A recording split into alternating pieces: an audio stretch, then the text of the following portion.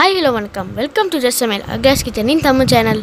இன்றைக்கி நாம் ரொம்ப சுவையான அதே சமயம் ரொம்ப ஈஸியாக செய்யக்கூடிய ஒரு குல்ஃபி ரெசிபி தான் பார்க்க போகிறோம். இதில் நம்ம எந்த கார்ன்ஃப்ளவரும் மில்க் பவுடர் அந்த மாதிரி எதுவும் சேர்க்கலை. வீட்டில் இருக்கிற பிரெட் ஸ்லைசஸ் இருக்குது இல்லைங்களா, ஸோ அதை வச்சு தான் நாம் இந்த டேஸ்டியான குல்ஃபியை பண்ண போகிறோம். ஆமாங்க, இன்றைக்கி நம்ம பார்க்க போகிறது பிரெட் குல்ஃபி. இந்த பிரெட் குல்ஃபிக்கு நம்ம பாலை ரொம்ப சுண்ட காய்ச்சணுன்றது அவசியம் கிடையாது. ஏன்னா நமக்கு தேவையான குல்ஃபிக்கு தேவையான திக்னஸையும் அந்த க்ரீமினஸையும் ப்ரெட்டும் நம்ம சேர்க்க போகிற கண்டென்ஸ்டு மில்க் இது ரெண்டும் மட்டுமே கொடுத்துரும். அதனால் பாலை ரொம்ப நேரம் நீங்கள் காய்ச்சணுன்னு அவசியம் கிடையாது. இதுக்கு தேவையான பொருட்கள் நான் டிஸ்கிரிப்ஷன் பாக்ஸில் கொடுத்துருக்கேன், நீங்கள் ஓப்பன் செஞ்சு பார்த்துக்கலாம். அதே மாதிரி நிறைய சம்மர் ரெசிபிஸ், அதாவது summer drinks, ice creams, milk shakes அந்த மாதிரி நிறைய நான் என்னோடய வெப்சைட்டில் போஸ்ட் பண்ணியிருக்கேன். நீங்கள் என்னோடய வெப்சைட்லேயும் போய் பார்த்துக்கலாம். இதே ரெசிபி நீங்கள் இங்கிலீஷில் பார்க்கணுன்னா என்னோடய அகிலாஸ் கிச்சன் சேனலில் போய் பார்க்கலாம். வாங்க இப்போ செய்முறை எப்படிங்கிறத நம்ம பார்ப்போம். இந்த பிரெட் குல்ஃபி செய்கிறதுக்காக முதல்ல நான் ஒரு 10 பாதாம் பருப்பு, 10 முந்திரி பருப்பு, ஒரு 12-15 பிஸ்தா பருப்பு எல்லாத்தையும் மிக்சியில் போட்டு கொரன்னு அரைச்சி வச்சுக்க போகிறேன். ரொம்ப தூளாகணும்னு அவசியம் கிடையாது. ஏன்னா கொஞ்சம் வாயில் பிரெட் குல்ஃபி சாப்பிடும்போது வாயில் இந்த பருப்புங்கள்லாம் வந்ததுன்னா நல்லாயிருக்கும், டேஸ்ட்டு நல்லாயிருக்கும். அதனால் ரொம்ப தூளாக்காமல் கொரன்னு மட்டும் அரைச்சி வச்சிட்டிங்கன்னா கரெக்டாக இருக்கும். உங்களுக்கு பார்த்திங்கன்னா தெரியும், நான் நல்ல கொரன்னு இந்த மாதிரி அரைச்சிருக்கேன் இல்லைங்களா. இப்போ இதை வேற ஒரு பவுலில் நம்ம மாற்றி வச்சுக்கலாம். இப்போ நான் ஒரு 5 ஸ்லைஸ் மில்க் பிரெட் எடுத்திருக்கேன். நீங்கள் வேறு ஏதாவது வீட் பிரெட் மாதிரியும் எடுத்துக்கலாம். ஆனால் மில்க் பிரெட் டேஸ்ட்டு நல்லாயிருக்கும். அதனால் மில்க் பிரெட்டை யூஸ் பண்ண பாருங்கள். இப்போ இந்த ப்ரெட்டோட அவுட்டர், அதாவது ப்ரௌன் பார்ட் இருக்குது இல்லைங்களா, அதை நான் கட் பண்ணி எடுத்துடுறேன். ஏன்னா இது சில டைம்ஸ் நம்ம மிக்சியில் அரைக்கும் போது சில டைம்ஸ் அரைப்படாமல் இருக்கும், தூளாக அரைப்படாது. அந்த மாதிரி சமயத்தில் நம்ம இதில் குல்ஃபியில் சேர்த்தோம் அப்படின்னா திப்பியாக இருக்கும். அதனால் இதை கட் பண்ணி எடுத்துருவாங்க மோஸ்ட்லி. அதனால் நானும் இதை கட் பண்ணி எடுத்துருக்கேன். கட் பண்ணி எடுத்துகிட்டு வெறும் அந்த ப்ரெட்டோட ஒயிட் பார்ட் இருக்குது இல்லைங்களா, ஸோ அதை இப்போ நாம் சின்னதாக பிச்சு மிக்சியில் போட்டு நல்ல தூளாக இதை அரைக்க போகிறோம். இந்த மாதிரி தூளாக அரைச்சி நம்ம தனியாக எடுத்து வச்சுக்கலாம். இப்போ ஒரு பெரிய அகலமான பாத்திரத்தில் 3 cup full cream milk use பண்ணியிருக்கேன். அமுல்லையும் கிடைக்கும், ஆவின்லேயும் இப்போ ஃபுல் க்ரீம் மில்க்கு கிடைக்கிது. ஸோ அது நார்மல் பாலை விட கொஞ்சம் திக்னஸ் அதிகமாக இருக்கும். அதனால் குல்ஃபிக்கு அந்த மாதிரி பால் யூஸ் பண்ணால் குல்ஃபி நல்லா வரும். இதில் நான் இப்போ ஒரு சிட்டிகை குங்குமப்பூ சேர்த்துக்கிறேன். குங்குமப்பூ தனியாகவும் ஊற வச்ச பாலை இதில் ஆட் பண்ணலாம். இப்போ நான் அப்படியே சேர்த்துருக்கேன். பிறகு நான் ஒரு 1/4 கப்புக்கு கண்டென்ஸ்டு மில்க், அதாவது sweet and condensed milk mat condensed milk use பண்ணியிருக்கேன். ஸோ அதையும் சேர்த்துக்கிட்டு நல்லா இந்த மாதிரி கிளறிக்கலாம்.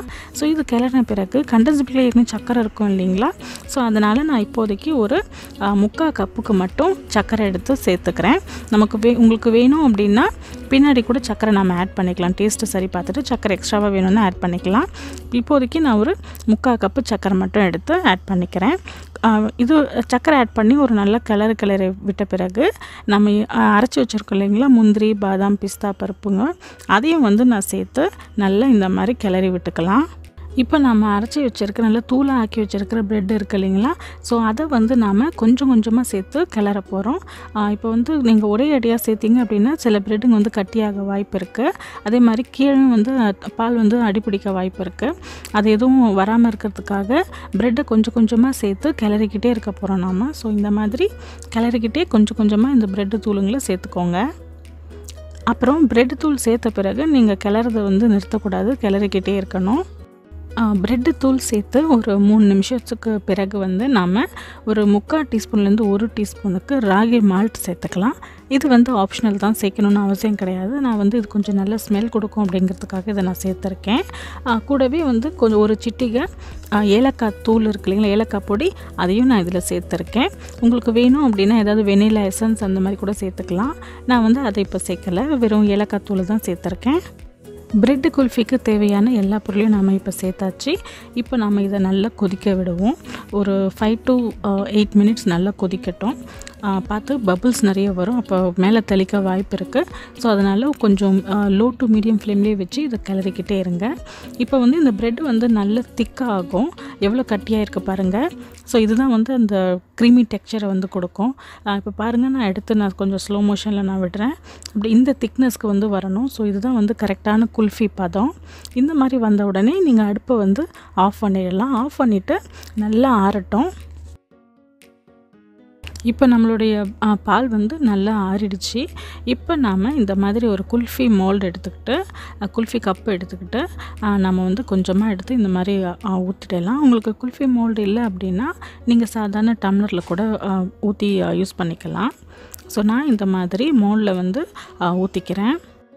இது வந்து கொஞ்சம் கரெக்டாக லெவல் ஆகிறதுக்காக நம்ம இந்த மாதிரி கீழேயும் கொஞ்சம் சைட்லலாம் தட்டி விட்டுக்கலாம். ஸோ தட்டி விட்டுட்டு கரெக்டாக லெவல் ஆகிடும். ஸோ இதே மாதிரி நம்ம வந்து எல்லா குல்ஃபி மோல்லையும் நம்மளோட ப்ரெட் மில்க் மிக்சரை வந்து ஆட் பண்ணிப்போம். இப்போ நான் எல்லா குல்ஃபி மோல்லையும் வந்து நான் ப்ரெட் மில்க் அதை வந்து குல்ஃபியை வந்து ஆட் பண்ணியாச்சு. இப்போ வந்து நாம் குல்ஃபி குச்சிங்க இருக்குது இல்லைங்களா, அதையும் வந்து நம்ம இந்த மாதிரி இன்சர்ட் பண்ணி நடுவில் கரெக்டாக இன்சர்ட் பண்ணி வச்சுக்கலாம். இப்போ இது வந்து நைட்டு ஃபுல்லாக இருக்கட்டும். அப்படி இல்லைன்னா அட்லீஸ்ட் ஒரு 6 to 8 hours ஃப்ரீசரில் வச்சு நல்லா எடுத்துடலாம். இப்போ வந்து அடுத்த நாள் இப்போ நைட்டில் ஃபுல்லாக நான் வச்சுட்டேன்.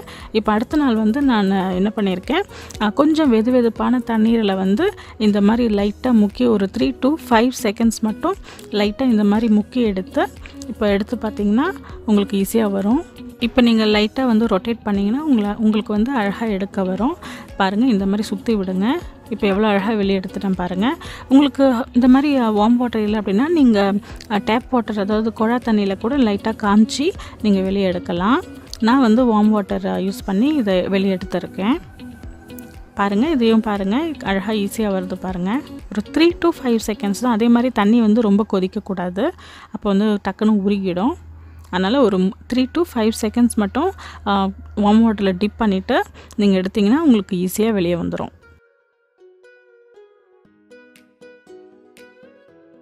அவ்வளோதாங்க, நம்முடைய சூப்பரான டேஸ்டியான ரொம்பவே க்ரீமியான ப்ரெட் குல்ஃபி ரெடி ஆகிடுச்சு.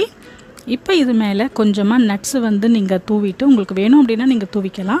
கொஞ்சமாக நட்ஸ், அதாவது இந்த மாதிரி பாதாம் இல்லை பிஸ்தா அந்த மாதிரி கொஞ்சமாக தூவிக்கிட்டு, அப்படி இல்லைன்னா கொஞ்சமாக நீங்கள் சேஃப்ரான் இருக்கு இல்லைங்களா, குங்குமப்பூ இருக்குது இல்லைங்களா, அதையும் மேலே தூவிட்டு பரிமாறினீங்க அப்படின்னா கண்டிப்பாக உங்கள் வீட்டில் இருக்கிறவங்க எல்லாருமே விரும்பி சாப்பிடுவாங்க.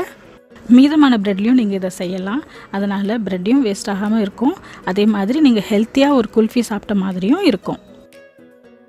நீங்களும் இந்த ரெசிபியை செஞ்சு பாருங்கள். செஞ்சு பார்த்துட்டு எப்படி வந்ததுன்னு எனக்கு கமெண்ட் பண்ணுங்கள். இந்த வீடியோ உங்களுக்கு பிடிச்சிருந்ததுன்னா லைக் பண்ணுங்கள், ஷேர் பண்ணுங்கள் மற்றும் சப்ஸ்கிரைப் பண்ணுங்கள். அதே மாதிரி என்னுடைய வீடியோஸ் உங்களுக்கு நோட்டிஃபிகேஷனில் வரணும் அப்படின்னா பெல் ஐக்கானை கிளிக் பண்ணிக்கோங்க. மீண்டும் வேறொரு புதிய வீடியோவுடன் உங்களை நான் சந்திக்கிறேன்.